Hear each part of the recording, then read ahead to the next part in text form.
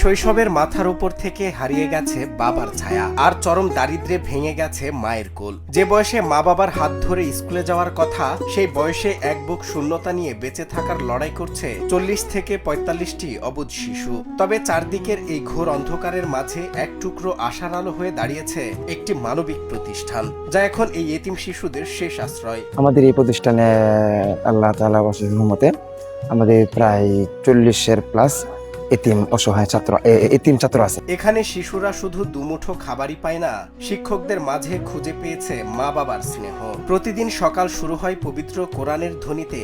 দুইজন ছাত্র, বিশেষ করে যারা বাবা মারা গেছে, একজন ছেলের নাম হচ্ছে রৌশন আর একজন ছেলের নাম হলো ইয়াসিন। বাবার বেচারা তো সহজে ভুলে যায় না, তারপরও আমরা তার বাবার জায়গাটা তো দখল করতে পারবো না, কিন্তু আমরা চেষ্টা করি বাবার যে স্নেহটা, বাবার যে মোহাব্বতটা এটা দেওয়ার।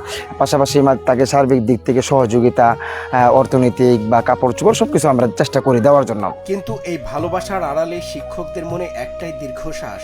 মাদ্রাসার গণ্ডি পার হওয়ার পর কোনো অভিভাবকহীন এই এতিম শিশুরা বাইরের কঠিন পৃথিবীতে কিভাবে নিজেদের টিকিয়ে রাখবে।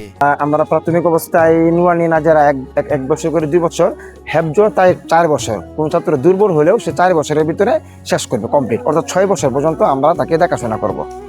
তার খরচ, তার বোর্ডিং এখানে কখনো টাকা লাগে না, সে পুরো টাকাটা আপনাদের সহযোগিতায় এটা চলে আসে। মানবিকতার এই অনন্য দৃষ্টান্তটি গড়ে উঠেছে কিশোরগঞ্জের মারিয়া এলাকায় অবস্থিত বাগে মুসাফির ইসলামিক কমপ্লেক্স। তবে শুধু ধর্মীয় শিক্ষার মাঝে সীমাবদ্ধ থাকায় এই শিশুদের ভবিষ্যৎ এখন সংকটে। কেউ যখন হাফেজ বা আলেম হয়, তার যোগ্যতা অনুসারে বিভিন্ন জায়গায় সে খেদমত করতে পারে বা প্রতিষ্ঠানে চাকরি করতে পারে।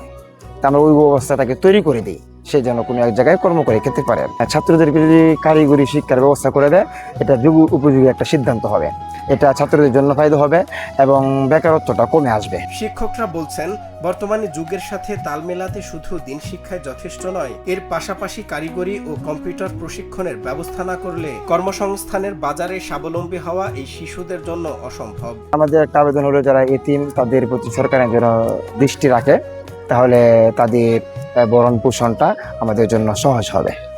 এখন আমরা চালাচ্ছি, আল্লাহর রহমতে ভালো চলছে, তারপরও সরকারের দৃষ্টি থাকলে আমাদের জন্য আরো সহজ হবে। শিক্ষকদের এই যৌক্তিক দাবির সাথে একমত স্থানীয় সচেতন মহল। তাদের মতে কম্পিউটার বা ফ্রিল্যান্সিং এর মতো কর্মমুখী কাজ শেখানো গেলে এই অবহেলিত শিশুরা আর সমাজের বোঝা হয়ে থাকবে না, বরং দেশের সম্পদে পরিণত হবে। তাই সরকার ও সমাজের বিত্তবানদের প্রতি এই এতিমখানার পাশে দাঁড়ানোর জোর দাবি জানিয়েছেন তারা।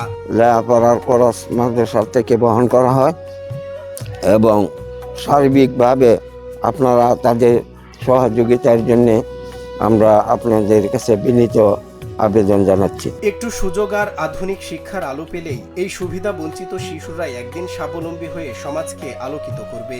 এই এতিম শিশুদের একটি সুন্দর ভবিষ্যৎ উপহার দিতে সমাজ ও রাষ্ট্র এগিয়ে আসবে, এমনটাই প্রত্যাশা স্থানীয়দের। সজল বিশ্বাস, নিউজ ডেস্ক, বাংলা টিভি।